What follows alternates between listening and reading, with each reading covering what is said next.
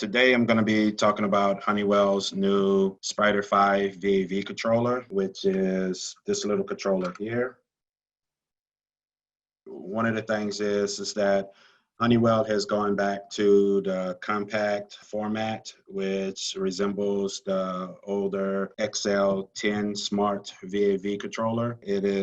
Gives you more space. Anybody that has worked with classic Spyder VOV controllers know that with the size and everything, you've always had issues with some of the enclosures that you put the controller in. You've had to take the actuator off, or you've had to be creative and maneuver the controller around in the case. With this compact format, it makes it a lot easier and saves you a lot of space inside of your enclosure for your VOV box. One of the features of this controller here is Honeywell has actually assembled this in 3 different parts. So if you have a controller installed and your controller goes out but the actuator is still working, you can just purchase just the controller part of it. And that is basically assembled. There is one little screw that fits in the back right here that you remove, and then once you remove that, then the whole controller snaps off. Now there is a cable that's in the inside of it that actually mounts to the actuator itself with this little cable here. So it's just real easy to remove this little controller part right here.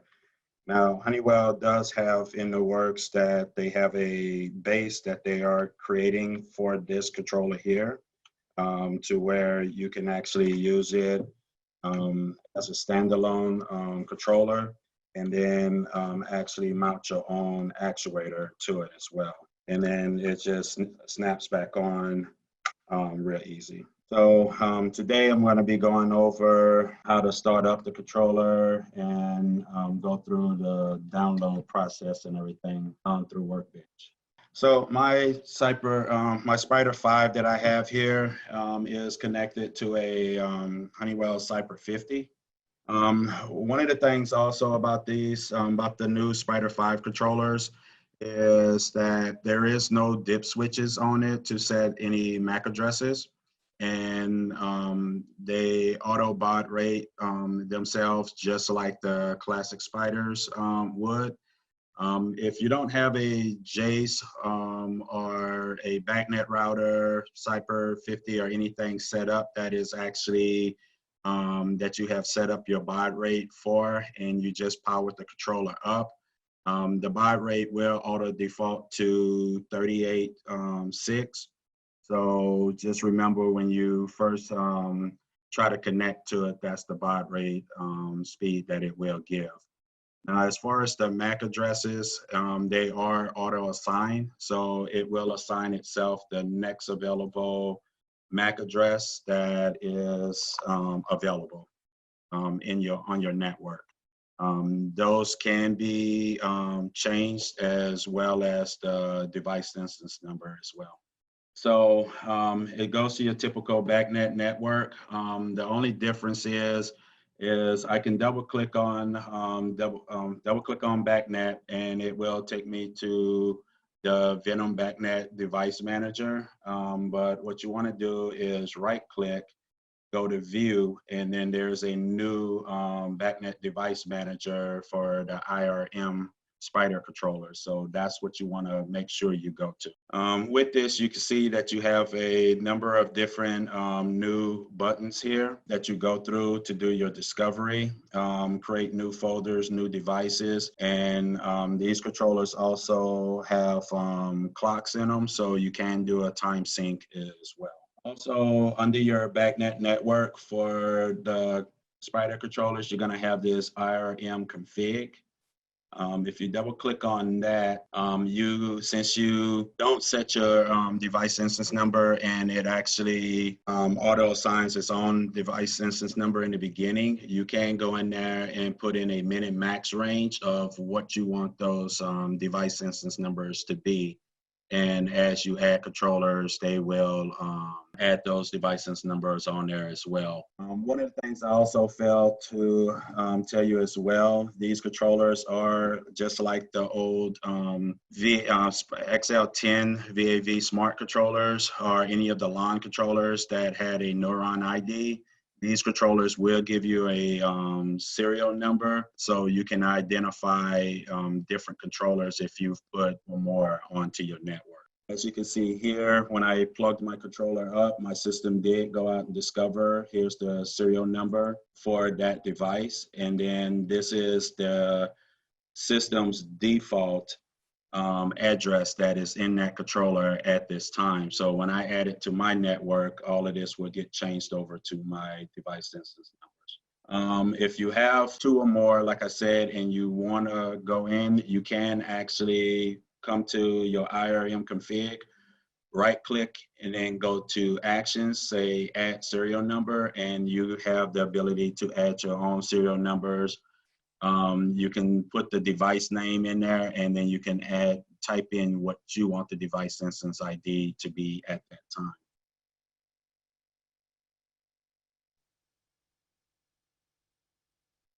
So going back to my RAM BACnet device manager, I'm going to go ahead and hit discover. And so there's my controller right there. On my network, it auto-assigned MAC address number 4. So with this VAV controller, Honeywell has made 4 programs for this. 2 for the TR42s, and then they've made 2 programs for the TR23s. So with these controllers, you cannot save your applications into your Spyder library. You will be creating templates for if you want to save your program.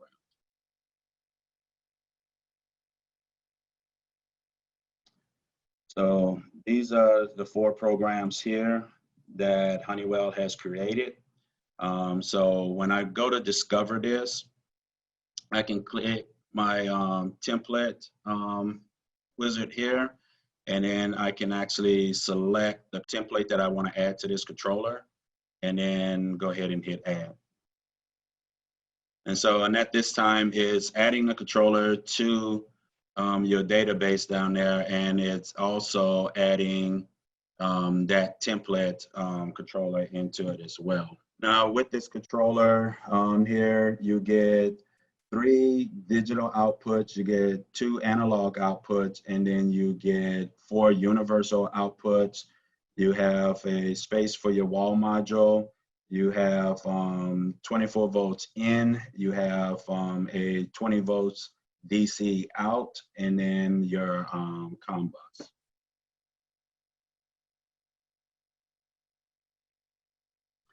So Honeywell has graciously, when they created this template, they've added to where they give you the device name. You can set what your duct area is, the default K factor, your min and max for cooling, min and max for heating and reheat. And then you can also expand this here and then type in a zone name if you have it.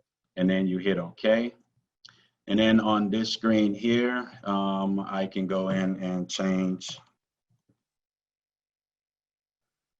the name of the controller itself. And then from here, I also have the option of changing my device ID and changing the MAC address to what I want it to be. And then you just hit OK. All right, from here, the controller has been added. Everything is online. Over here, you're going to see the RAM sync status. The controller is empty right now, but in my database over here, I actually do have my program here with all my logic.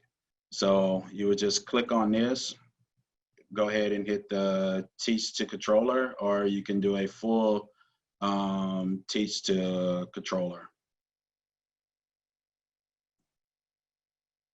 Your initial first download may take a little bit to load. So while that's going through that, I'm going to show you a few more deals here.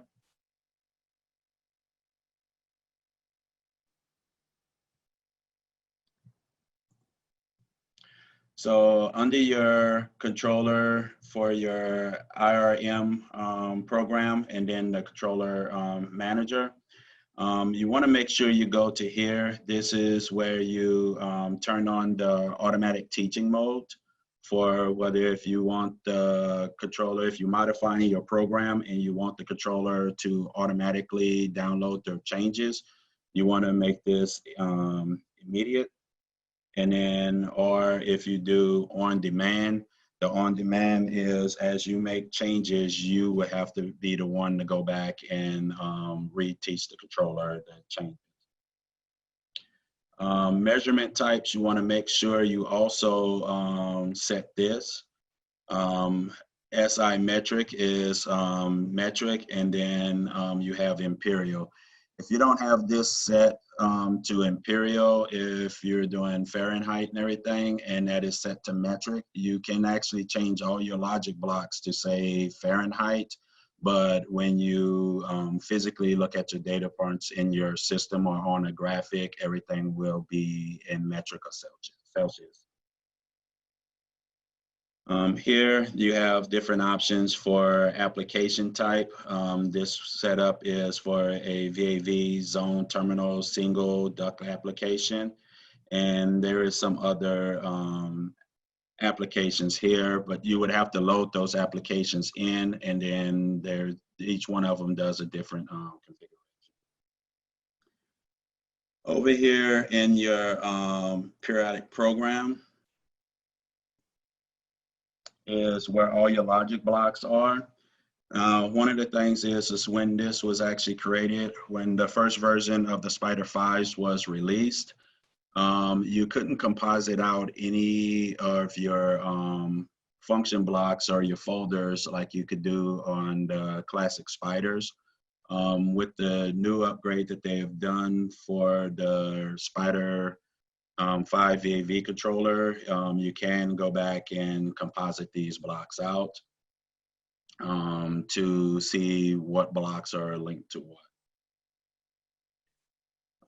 Also, one little tidbit for everybody is right here in your zone logic is where they have the TR42 set up. Once your controller is downloaded and online, you have some of these modules here, which is for your Silk bus. If you come in here and even if you select this and move it slightly, it's gonna look at it as a change. And for your Silk devices, you will have to go back and re-download your, reteach the controller again. And it will pop up with a warning to let you know that you have to reteach it, and your back over here, it will come back and say that your controller is out of sync. For the controller itself, you have your onboard IOs here. This is where the physical parts are for the controller itself. These parts right here are actually not backnet parts. They are your physical parts for your controller that you would, when you write in your program, you would actually put in your backnet parts and then you would link them to these. Also, there is a service pin button on the front, on the top of your controller on any one of the Spyder 5 controllers. And with this service pin, you can actually write a piece of code and have this service pin to activate that piece of code for you. I have set up a fan coil unit where, a 3-speed fan coil unit where I've actually used that button as a test mode, where I can push that button, hold it down for a couple of seconds to activate that program to override and cycle through the different speeds to make sure that my motor is On this, you have to be careful as well. If you go in and take one of these and actually delete it, you cannot add any one of these back in one at a time.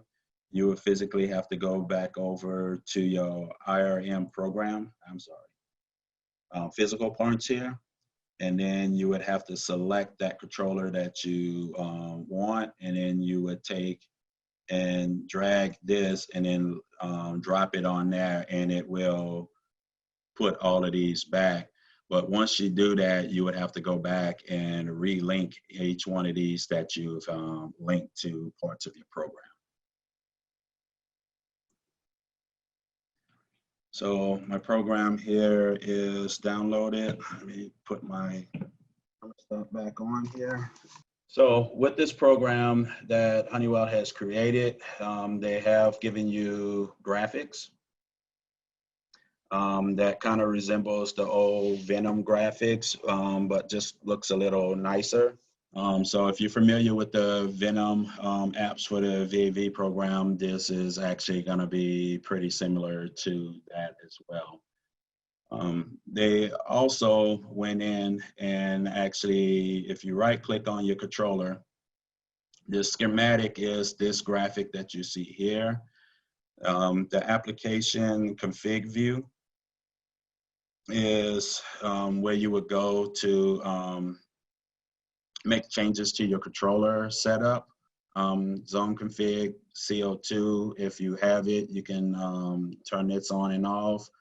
Temperature controls, setting up what type of heating you have, if you have a fan, but if it's parallel or serial. Flow control for your K factor, duct area. And then the IO config is to configure your type of sensor. Also with this zone deal is if you have 30 or more of these controllers that you're putting in, you can designate one of the controllers as the target. Let me show you guys here. You can click here. If I had 30 more, I can set this controller as my source controller, which would wind up being my main controller. And then I can set all 29 of the other ones to target. So I did have a question. Can you use the aux sensor to control the VOV controller? Yes, you can.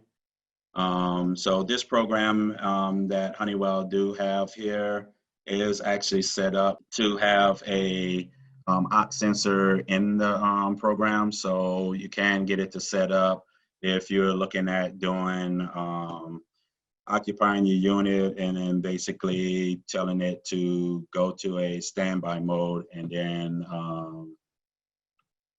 then go back to occupied mode when you do that as well.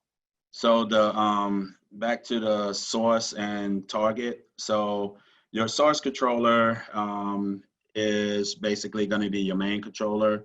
The target controllers will basically look at the program in your source controller, and it will copy that entire program out. So for your VOV controllers, though, as part of the configuration that Honeywell has done with their VOV program, they give you these little checkbox here, which is to for syncing. So if you have a controller and you've had your flow min max set up, you can go back in and uncheck these right here. And then so when your controller goes in to copy whatever changes has been made or to copy that program from your source controller, it would bypass those settings. So you don't have to worry about overriding your flow set points or your K factor or duct area for any of those controllers. And then once it's done, if you no longer want it to do that, then you would just select the controller, and then you would set it back as none, and then it won't look at those your source controller for any changes or anything like this. This is really used for a great deal that if you have a bunch of these installed already, you want to add a new one, it's going to use the same program. Set it as your target, and it'll go out and look for your source controller and make a copy of that program. Also with these controllers, if you have an issue or anything like that with your program, you can hit the clear controller, and it only gets rid of the program on the controller itself and not in your database over here off of your nav tree. All of this stays right there. With this controller also, you have the learn from controller. If you have done any of the classic Spyders or the VOV controller, you don't have a copy of the program and you try to learn that program, because that program was compressed before it was downloaded into the controller, it doesn't come back out with all of your lines and links and things like that. So it comes back and may just tell you function block 1, function block 2, function block 3. Whereas with the Spyder 5 controllers, when you learn from controller, it actually pulls the logic back out of your controller the way that it was set up originally. You also have download firmware here, so there is no separate tools or anything that you would have to use to download your newer firmware into the controller. So everything is all done here. You would just click this. It would ask you where you put the firmware at, and then you would just basically select your firmware, and then you would hit open, and then it goes through the process of downloading your controller. The good thing about that as well is if you have to download your new firmware into the controller and you have a program in it already, it will not delete your existing program when you're updating the firmware in the controller. As far as can you set up a custom temp sensor through IO config? I'm not really too sure about that yet. I have not attempted to set up a custom sensor. But the good thing is with this, with the system, Honeywell now, not only they're doing the NTC 20K ohm sensors, they are doing the 10K type 2 sensors, 10K type 3, and they're doing 1,000 ohm sensors as well. So you do have a more variety of sensors that you can use with the Honeywell controllers now. So one of the other deals as well is when you are creating set points or anything like that in your controllers, you have these little save blocks that you need to add to your set points or any values that you are gonna write to, because if the controller is rebooted and it comes back up, those values won't be there in the physical BACnet points anymore. So you do the save and then write back to your point. So when the controller is rebooted, then your save value would actually write back to the physical point that you have there. So these are the BACnet objects that you can do. BACnet numeric input, Boolean input, numeric output, Boolean output, enumerated output, and then you have your BACnet values, the numeric values, Boolean values, and then you have your BACnet enumerated values as well. One of the cool features of the Spyder 5s that I like that they added is the reference in, reference out. If I have I always use the outside air temp sensor. If I have a Spyder 5 located somewhere else that I have my temp sensor on, I can do a reference out from that controller and then do a reference in to the controller that I need that space temp to go to as well. And all of that is done through the BACnet network, is no longer having to go out through Niagara and then sharing it or link marking different parts to get your values in. So therefore, like if you have a Jace or something like that, and that happens to go down, the controllers are still talk to one another through the your BACnet, and it share all of that information. So you don't have to worry about if you have a piece of logic that is dependent on that. You don't have to worry about that actually losing that, and then your program is no longer working the way it's supposed to. Now there are some more features and tools that Honeywell is working on. Like I said, they are working on a base for the controller itself, so you can use it for different fan core unit type unit heaters, things along that nature. And then they are working on taking the Striker VOV program and converting it over to the Spyder 5 VAV controller, and still giving you the ability to program the controller and set it up through the TR75s to TR120s. With this controller as well, these BACnet controllers, you can actually do schedules directly in the controllers themselves. So if you have any of those specs out there that requires you to do scheduling and alarms inside of the controllers, these BACnet controllers can actually do that. Does the VAV controller function allows measurement of energy saved utilizing the OCC functions?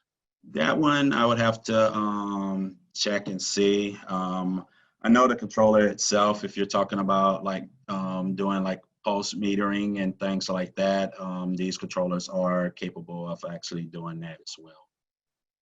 But I'll check on this question more in detail. With these controllers as well, you do have the full range of all of Honeywell's SIP devices. So right now, you do have two unitary style controllers. Spyder 5, you have a large, and then you have a smaller controller. And with those controllers as well, you do have on the unitary controllers, there are two RS-485 ports on there.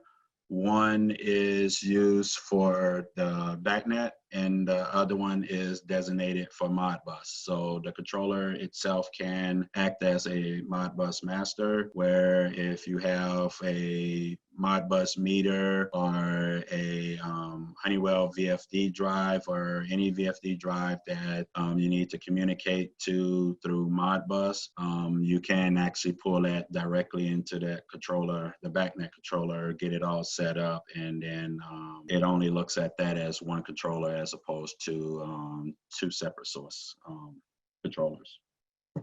That's everything that I had as a quick setup.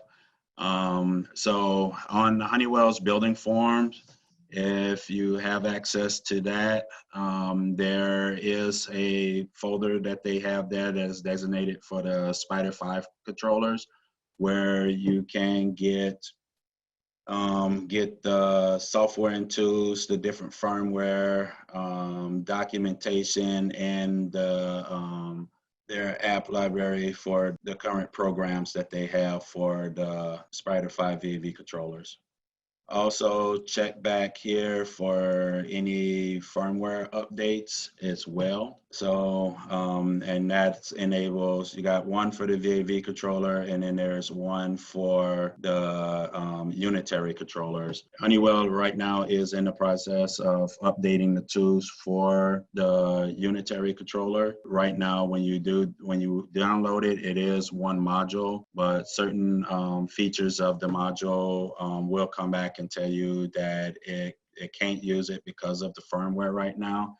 And that's mainly the other Silk devices. The Spyder 5 unitary controllers can only work with the TR42s right at this time. But as far as all the other modules, you can use them. If you download it and you've used some of the newer tools, it will come back and tell you that you're using newer tools than what the firmware is.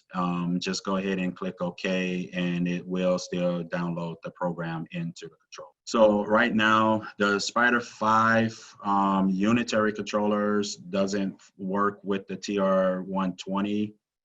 That is part of the upgrade that they are working on right now. And that's part of their phase 3 for the Spyder 5s. But the Spyder 5 VOV controller will work with the TR120. And the program that I wrote for I wrote a fan coil unit program for the Spyder 5 VOV controller, and it is programmed for the TR120s. And also, every Tuesday, Honeywell has what they call a Tech Tuesday. Guy Zebrick is one of the front runners on everything Spyder 5s. And on the 18th, he has a more detail, which would be more about an hour, where he's going to go through everything for the Spyder 5, the tools, setup, and basically how to bulk deploy a lot of these controllers if you have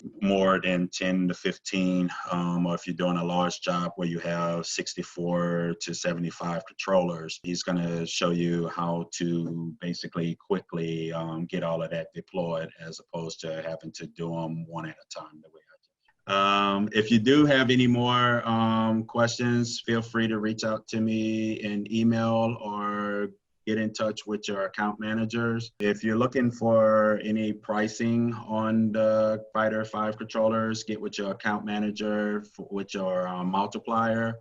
But Honeywell's list price for the controllers is about $600. And then, so you would just put your multiplier onto that and then see what your pricing is. The one thing I will add is that these programs here that Honeywell have, you guys can modify these programs. Their only requirement is if you modify them, you basically take ownership of that program. So I have modified one or two of them to work with TR40s. And then I'm working on the TR75s. Those are very easy to modify. So if you guys need any help, don't hesitate to reach out to me.